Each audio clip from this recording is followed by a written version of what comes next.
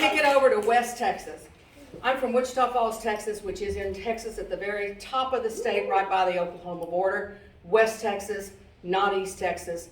Thank you, Mother. I made sure I told them the difference. Okay, so this one is called White Secrets. This really wasn't my fault. I mean, I didn't mean to destroy the barbecue grill. You see, I was just 4 years old, and simple mud pies bored me to tears. So when I rambled into the neighbor's dead grass and dirty backyard and saw that grill just under the honeysuckle bush, I thought it would be no big deal to make mud hamburgers. There was even a spatula for me to flip burgers, just like a real professional. There I was, sitting by the low grill, a blast when suddenly from behind, I saw an enormous shadow looming precariously over me. I couldn't breathe. Slowly I turned and looked up to see the 20-foot tall predator that was Mrs. Taylor, and she was not happy.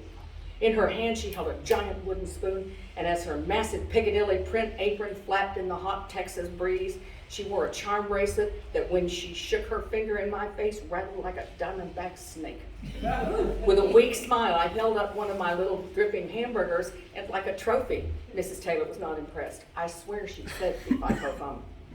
And then I ran all the way home. She said if I ever came in her backyard again, she would tell my mother. So I ran all the way home. Now in my family, the worst thing you can do is tell a lie.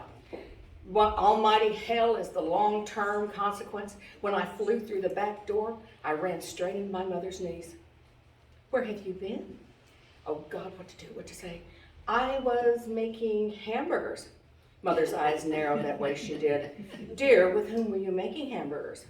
Mrs. Taylor.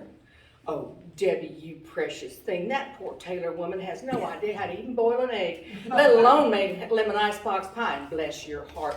There you were teaching her to make hamburgers just like your daddy does, and you just 4 years old. And your Aunt Fanny, I told her that you were going to carry on our tradition of fine, exceptional Southern cooking, and look at you, helping a neighbor in need.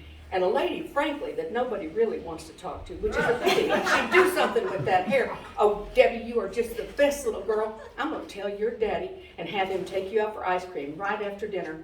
I believe I'll call Mrs. Taylor right now. No, Mother. No. But Debbie, why? Oh, right. No need to embarrass her. We'll just keep this our little secret, you sweet thing. Tragedy averted, and I didn't have to lie. Clever me. Now it's a little white secret between Mom and me. How special. Until Sunday, when we picked up my grandmother to go to Electra, Texas to see my Aunt Fanny and the rest of the family. Estelle, my father bragged, your granddaughter is a girl after your own heart.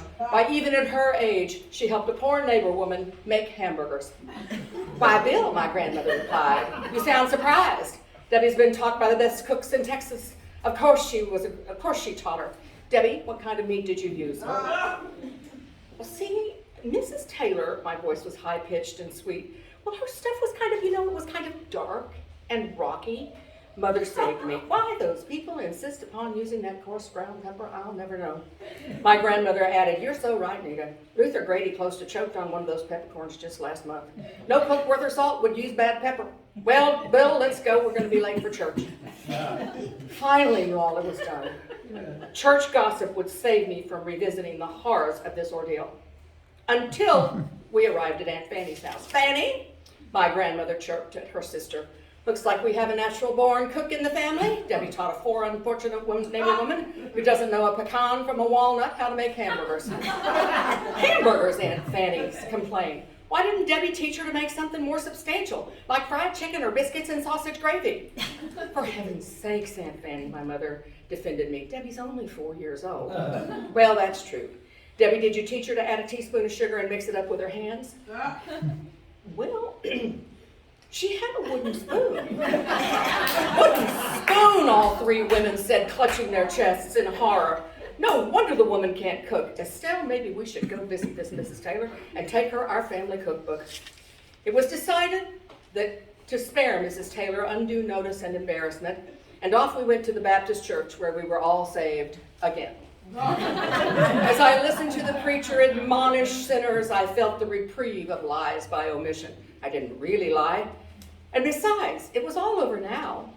Until every year thenceforward, every time I learned to make a new recipe, from delicious dumplings to never-fail barbecue sauce, the tale was repeated. And now the charge comes to you. The story stands, and I'm counting you never to correct it. I was innocent.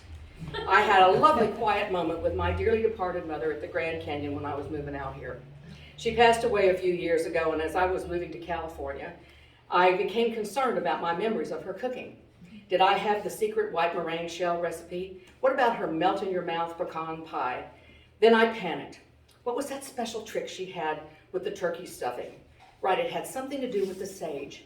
But how much did the recipe call for? Then in the quiet of the moment, wafting over the pink mist of the canyon, I heard my mother's sweet voice as clearly as I'm talking to you now. Oh, honey, just a pinch. Easy for you. You've been a great Southern cook since you were 4.